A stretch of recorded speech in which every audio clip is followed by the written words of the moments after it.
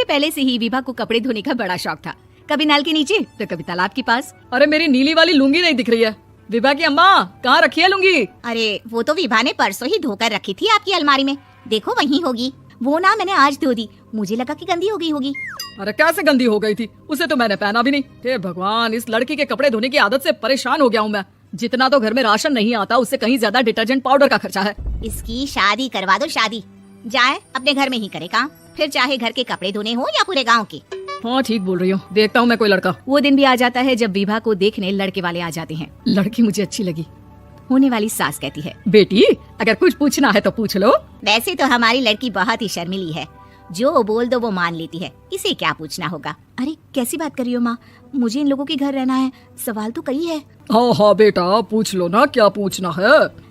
आप लोगों के घर कपड़े कौन धोता है? सास का मुंह बन जाता है। देखो अगर तुम ये कहना चाहती हो कि तुम्हें कपड़े धोने नहीं आते तो सुन लो, कपड़े मैं ही धोती हूँ, लेकिन तुम्हारे आ जाने के बाद मैं रुमाल तक नहीं धोऊंगी। अरे चुप रहना भगवान, बहू बेचारी घर आई नहीं, उसे डराना शुरू कर दिया। वो क्या है ना बिटिया, अभी तक तो ये कल्लू की माँ ही धोती थी, लेकिन अब तुम्हारे पापा तो दहेज में वॉशिंग मशीन देंगे ही।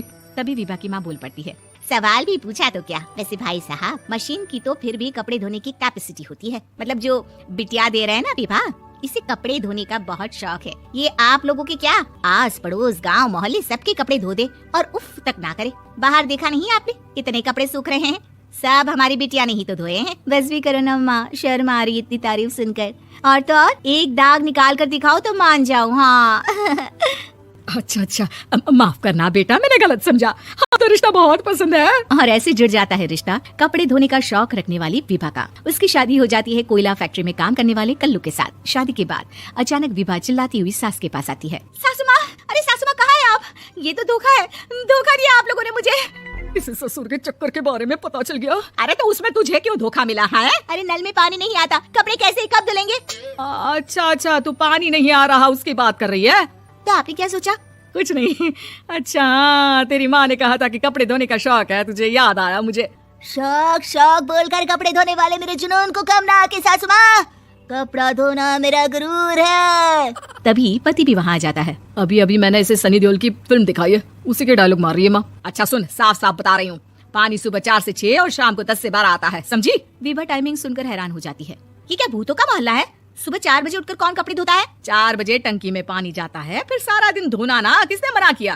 अरे कैसी बात कर रही है? 200 लीटर की टंकी में कितने कपड़े धो लूंगी मैं? सुबह ही उठ जाऊंगी मैं। अब क्या था, विभा सुबह 4 से लेकर रात के 12 बजे तक कपड़े ही धोती रहती। एक रोज सास पड़ोस से निकलकर कहीं जा रही होती है कि साथ वाली कहती है, हाँ कल्लू की माँ, जरा ये बताओ कि 2 साड़ी है, 2 ब्लाउज और एक पेटीकोट और एक नाड़े वाला लंबा कच्चा। हाँ तो अरे तो क्या, कितना लोगी धुलाई ये बताओ। धोबन दिख रहे हैं हम क्या?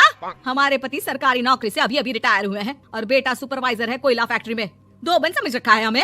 हाय रे कल्लू की अम्मा, माफ कर दो, वो तो मोहल्ले में यही सब बता रहे थे कि तुमने बहू को कपड़ा धुलवाने के काम में लगा दिया है। सास को पड़ोसन की बात सुनकर गुस्सा आ जाता है। वो घर पहुंचती है जहाँ घर के बाहर ही इतने सारे कपड़े सूख रहे होते हैं जितने की किसी धोबन के घर पर। अरे ओ कल्लू की दुल्हन बाहर निकल।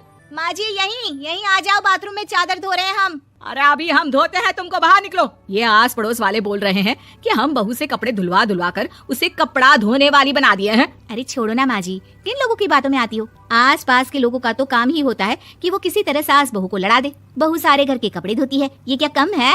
बोलिए। सास को भी लग जाता है कि वो बहू का ये संकीपन नहीं छुड़वा सकती, इससे अच्छा है कि खुद ही चुप हो जाए। एक रोज सास और बहू मंदिर जाते हैं जहाँ सास की साड़ी वहाँ खड़ी भीख मांगने वाली से मिलती है। माँ जी क्या बात है, आपकी साड़ी उस भिखारन से कितनी मिल रही है ना?